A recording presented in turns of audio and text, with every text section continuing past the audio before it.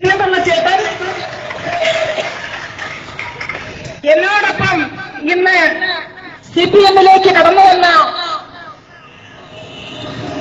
കോൺഗ്രസിന്റെ കായിക സംഘടനയായ ദേശീയ കായികവേദിയുടെ സംസ്ഥാന ഉപാധ്യക്ഷനും വ്യാപാരി വ്യവസായി കൊല്ലം ജില്ലാ പ്രസിഡന്റുമായ ശ്രീ ഡോക്ടർ രാമഭദ്രൻ, വേദിയിൽ ഉപവിഷ്ടരായിരിക്കുന്ന സർവാദരണീയരായ ഇടതുപക്ഷ ജനാധിപത്യ മുന്നണിയുടെ സമാരാധ്യരായ നേതാക്കന്മാരെ, ഏറെ ബഹുമാന്യരും സ്നേഹസമ്പന്നരുമായ ഒരു പിടി മണ്ണ് വാരിയിട്ടാൽ താഴെ വിടാൻ ഒരെണ്ണം ഇവിടെ കൂടിയിരിക്കുന്ന ജനസഹസ്രങ്ങളെ, സഹോദരി സഹോദരന്മാരെ, സഹാക്കളെ, ആദ്യം തന്നെ ഞാനൊരു കാര്യം സന്തോഷത്തോടു കൂടി അറിയിക്കട്ടെ. ഇതാ ഇന്ന് മുതൽ, ഈ നിമിഷം മുതൽ ഞാനും നിങ്ങളോടൊപ്പം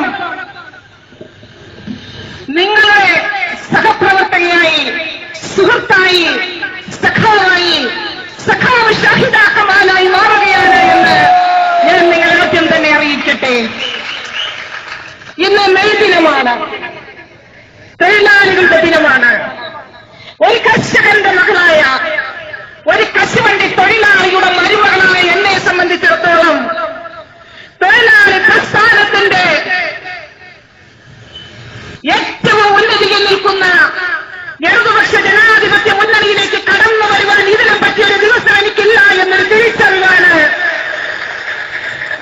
വിപ്ലവത്തിന്റെ മണ്ണായ ശ്രീ ശ്രീകണ്ഠൻ നായരും ശ്രീ ബേബി ജോണും ശ്രീ RS ഉണ്ണിയുമൊക്കെ രാഷ്ട്രീയ പ്രവർത്തനം നടത്തിയ കരിമണലിന്റെ നാടായ ചാവയുടെ മണ്ണിലേക്ക് തന്നെ ഞാൻ CPM എന്ന് പറയുന്ന പ്രസ്ഥാനത്തിലൂടെ ഇടതുപക്ഷ ജനാധിപത്യ മുന്നണിയിലേക്ക് കടന്നു വരുവാൻ ഞാൻ തെരഞ്ഞെടുത്തത് അതുകൊണ്ട് തന്നെയാണ്.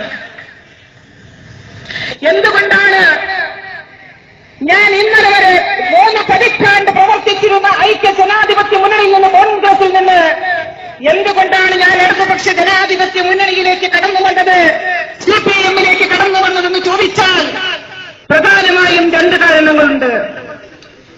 ഒന്ന്,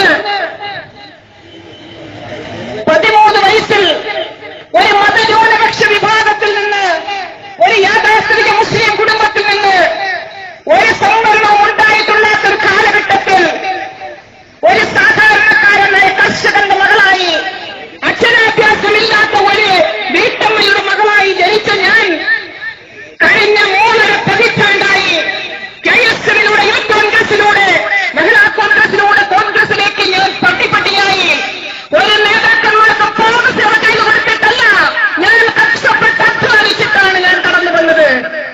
അങ്ങനെ കടന്നു വന്ന ആ മതന്യൂനപക്ഷ വിഭാഗത്തിൽ നിന്ന് ഒരാളും ഒരു സ്ത്രീയും പുറത്തു വരാൻ തയ്യാറാകാത്ത കാലഘട്ടത്തിൽ കോൺഗ്രസിന് വേണ്ടി ഞാൻ പ്രവർത്തിച്ചിട്ട്